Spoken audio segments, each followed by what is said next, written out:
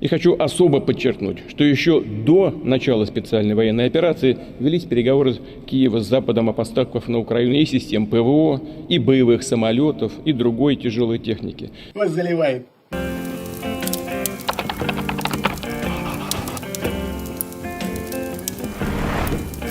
И сегодня, как, собственно, и вчера, все без исключения обсуждают и еще долго будут обсуждать визит Джо Байдена, президента Соединенных Штатов Америки, в Украину, в нашу прекрасную столицу, город Киев. Этот визит, давайте будем называть вещи своими именами, шокировал всех. Никто не ожидал, что Джо Байден приедет в Киев. Предполагали, что он встретится с Владимиром Зеленским в Польше, о чем-то будут говорить, будут какие-то заявления. То есть будет, собственно, это стандартная дипломатия. И вот своим визитом Джо Байден поднял планку в этой ситуации, в конфликте, в этой войне, которую Российская Федерация развязала против Украины, до небес. Если хотите, то Джо Байден перешел Рубикон. Ты можешь делать разные заявления, ты можешь проводить кучу встреч, какие-то брифинги, еще что-то. Но ты делаешь один шаг, вот как визит Джо Байдена в Киев, и, собственно, всем и все становится понятным. Как вчера заметили в соцсетях, своим визитом в Киев Джо Байден фактически отминусовал сегодняшнее послание кому-то там, которое должен озвучить Владимир Путин, президент Российской Федерации, а по совместительству главный военный преступник нашей прекрасной планеты. Уже никому не интересно, что он будет говорить. Хотя, собственно, это его послание ожидалось ястребинным. Мол, Путин заявит о, наверное, очередном разрыве отношений с Западом. Ну, почему так получилось? Ну, потому что Запад, он начал заступаться за Украину. Ведь Российская Федерация желала Украине только добра. И своей так называемой специальной военной операцией, целями которой была демилитаризация и, о господи, денацификация Украины, Россия желала только добра. И вот, когда она принесла это добро в Бучу, в Ирпень, в Харьков, в Изюм, в Мариуполь, тут вмешались сильные мира сего. И вот, конечно, виновата Америка, виноват коллективный Запад, виноваты в том, что поссорились два братских народа. Вы знаете, друзья, когда я слышу подобные заявления Российской Федерации, когда я слышу подобные заявления российских пропагандистов, честно говоря, не могу найти ответа на один простой вопрос. Что у них находится в головах? Но как можно нести такую чушь, как можно такую информационную и политическую чушь продавать своему народу? Ну да ладно. Так вот, вот тот старенький дедушка, который подпукивал, помните, да, еще 1,5 года назад Ольга Скобеева в своих ток-шоу фактически стебалась с Джо Байдена. Ну он же старенький, вы посмотрите, он же подпукивает. Он там вроде когда же с велосипеда упал. Так вот, этот старенький дедушка щелк и умыл Российскую Федерацию. Почему? Да потому что, например, в конце даже 80-х годов Джо Байден уже приезжал в Москву. И не просто как турист, а как представитель американского правительства. И вот сейчас на ваших экранах, друзья, вы видите фотографию встречи Джо Байдена с Андреем Громыко. Где в этот момент был Владимир Путин? Ну, давайте представим, что он был старшим по нехер делать, либо старшим куда пошлют, в резидентуре КГБ, там в ГДР. То есть про него не то, что никто не знал, про него даже и никто и не думал.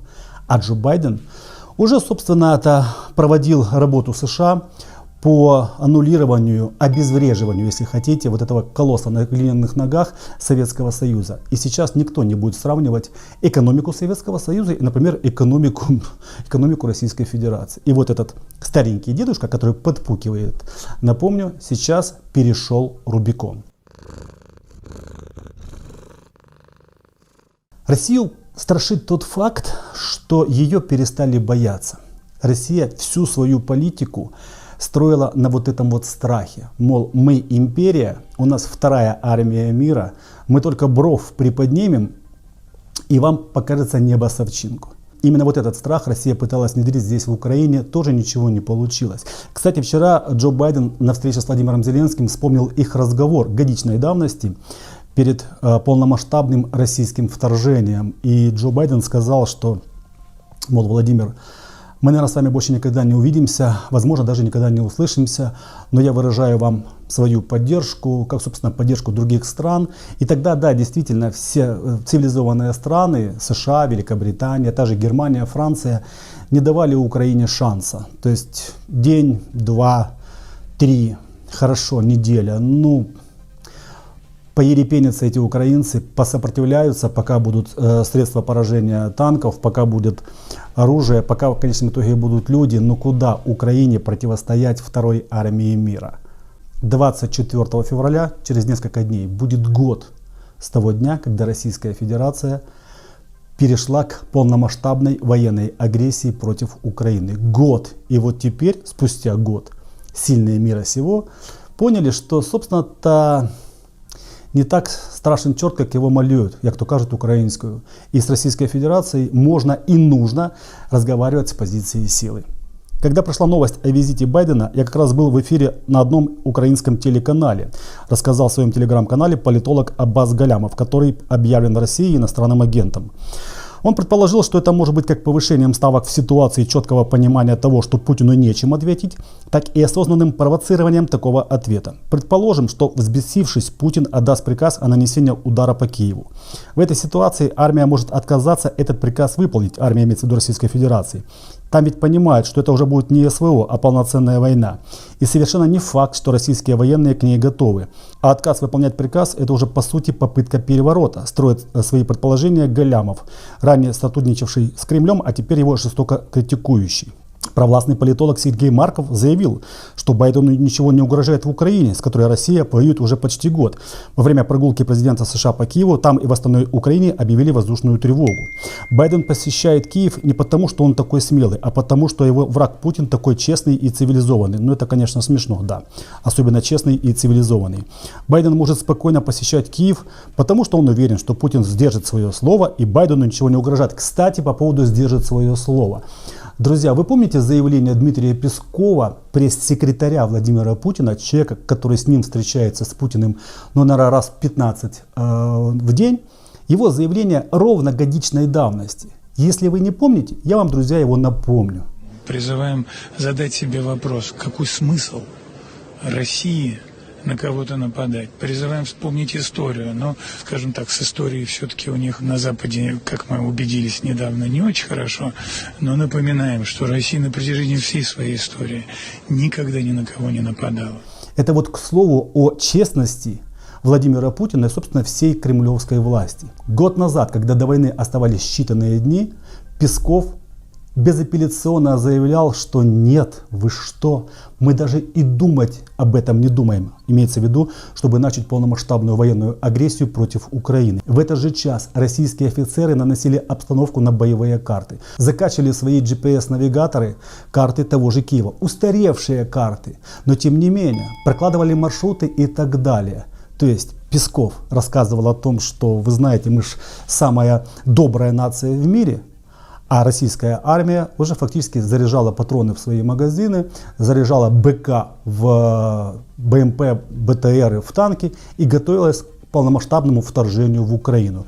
Вот цена российского слова. Ну и, конечно, друзья, по поводу гарантий безопасности. Я вчера поржал, мягко скажем, когда услышал подобную фразу в российских ток-шоу.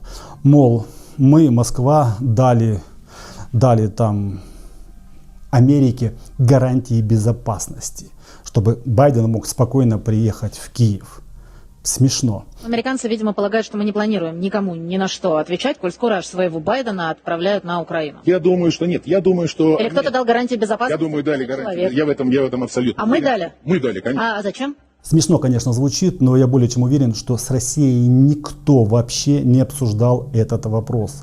Почему? Потому что вчерашний визит Джо Байдена для всех, повторяюсь, был шоком, в том числе и для украинцев. Они не могли понять, почему в Киеве такие меры безопасности. Все перекрыто, куча кортежей, куча полиции. Да, действительно, вчера был день памяти Небесной Сотни, но такие меры безопасности, и журналисты, политологи, блогеры гадали фактически на кофейной гуще, кто же приехал. Ну, может быть, Нэнси Пелоси, может быть, Джек Салливан, еще кто-то, но никто не мог предположить, что это будет Джо Байден. И если бы США проводили подобные беседы с Россией, мол, мы приедем в Киев, а вы должны нам дать меры безопасности, то с вероятностью 28 миллионов процентов российские журналисты, блогеры, российские пропагандисты слили бы эту информацию в интернет, мол, вполне возможно, Байден приедет в Киев, и они там что-то будут обсуждать.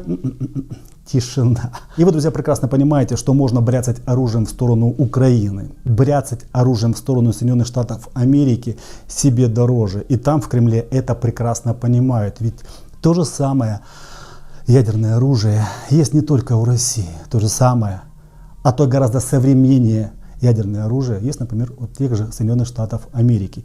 И уже ни для кого не является секретом, что между техническим оснащением и обучением американской армии и российской армии лежит просто огромнейшая пропасть. Если хотите, вот так Марианская впадина и вот так Марианская впадина.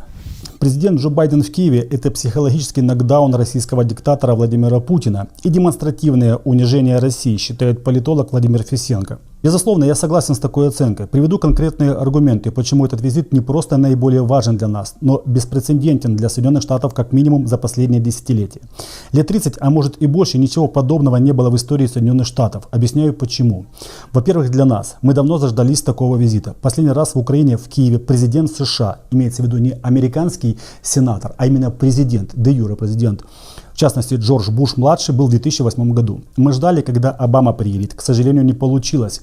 Даже после 2014 года, когда этот визит был очень важен для нас. Трампа тоже приглашали, но надежд было немного. Когда пришел к власти Байден, тоже были большие надежды, тем более, что он неоднократно бывал в Киеве и хорошо знает Украину. Но расскажу одну очень показательную историю. Год назад на полях Мюнхенской конференции была встреча Off Records, группы наших парламентариев, нескольких представителей общественности с бывшим директором ЦРУ. Его спрашивают, а почему не приезжает президент США в Киев? Напомню, это была середина февраля, все были в ожидании войны, нападения России на Украину. Тогда визит был бы сигналом России, нельзя нападать на Украину. Ответ таков. Не во всех вопросах последнее слово за президентом США. Есть ситуации, когда не он решает, куда ему ехать, решает служба безопасности. Есть интересы личной безопасности президента США. Если есть угрозы, никаких визитов быть не может. Почему я об этом говорю, заявляет Владимир Фисенко. Этой войны еще не было, но интересы безопасности работали против визита в Киев. Сейчас война. Киев – столица воюющей страны. Президенты США иногда посещали своих военных в Ираке, в Афганистане. Было несколько таких прецедентов. Но это были их военные, это были визиты к своим, а здесь в столицу воюющей страны. Это беспрецедентное явление в современной истории США, поэтому это безусловно событие. Почему это еще важно? Факт визита в таких условиях – это жест поддержки, это сигнал о том, что Соединенные Штаты с нами и они будут с нами и дальше. Но еще важнее, это сигнал Москве перед выступлением Путина, которого так ожидают все, перед годовщиной нападения России на Украину. Это сигнал Путину, что Соединенные Штаты и лично президент Байден не боятся Путина, путинской России. Да, как уже было сказано, страх – вот главный фундамент политики Российской Федерации. Сегодня Путин что-то будет заявлять, будут какие-то громкие слова, опять на рассказки про какую-то историю, про то, что Ленин выдумал Украину, и еще про что-то. Но, как уже было сказано в начале моего ролика, визит Джо Байдена, его переход через политический, через дипломатический Рубикон фактически обнуляет все, что скажет Владимир Путин. Россию уже не боится никто. И Россия сейчас начинает это осознавать. Ну и, конечно, Джо Байден заявил о новом пакете военной помощи для Украины. Как говорится, огромное спасибо тебе, Америка, огромное спасибо НАТО, Европа, Европейский Союз и все остальные страны, которые так либо иначе поддерживают Украину. Сейчас нам жизненно важны очень необходимые боеприпасы, в том числе к РСЗО «Хаймарс», гаубицам калибра 155 мм, к минометам и так далее. Но этот пакет военной помощи можно было озвучить во время визита в Польшу, того визита, который был анонсирован. А вот этот визит, подготовка к которому происходила инкогнито, и как заявляет, например, Олег Шарп, мой хороший приятель, человек, который работал в дипломатических кругах, там у него огромное количество знакомых, к этому визиту, к тому, чтобы он осуществился, приложил руку лично Петр Порошенко, вернее, подключил свои связи в американских политических кругах. Так вот, этот визит, если хотите, друзья, очередной пакет военной помощи. Всего лишь приезд одного человека на 5 часов в Киев. Ну и в конце своего видео, конечно, парирую сейчас заявления некоторых российских ботов, которые будут пастись под моим видео, писать там всякие гадости в комментариях, мол, включили сирену специально в Украине, в частности в Киеве. сирены звучат ежедневно по нескольку раз в день. И вот вчера Российская Федерация, подняв там где-то свой самолет, решила, наверное, напугать Джо Байдена. Почему? Потому что без вот этого вот напугать, без состояния страха Россия не может и никогда не сможет уже вести свою дипломатию. Но ее часы российской так называемой империи уже, друзья, уходят в прошлое. И недалек тот день, когда эта оборзевшая бензоколонка развалится на массу каких-то маленьких государств, республик, каких-то уделов. Многие политики мира сего, они против этого. Против этого даже Китай. Китаю важно, чтобы Россия оставалась целой, но слабой. И с нее можно будет качать бабло. Мы не китайцы, мы украинцы. Мы, к сожалению, на своей шкуре сейчас испытываем всю любовь, всю вот братскую любовь Российской Федерации. И мы, украинцы, только за то, чтобы Российскую Федерацию постигла участь Советского Союза. Всем хорошего дня, друзья. Слава Украине и слава нашей украинской армии.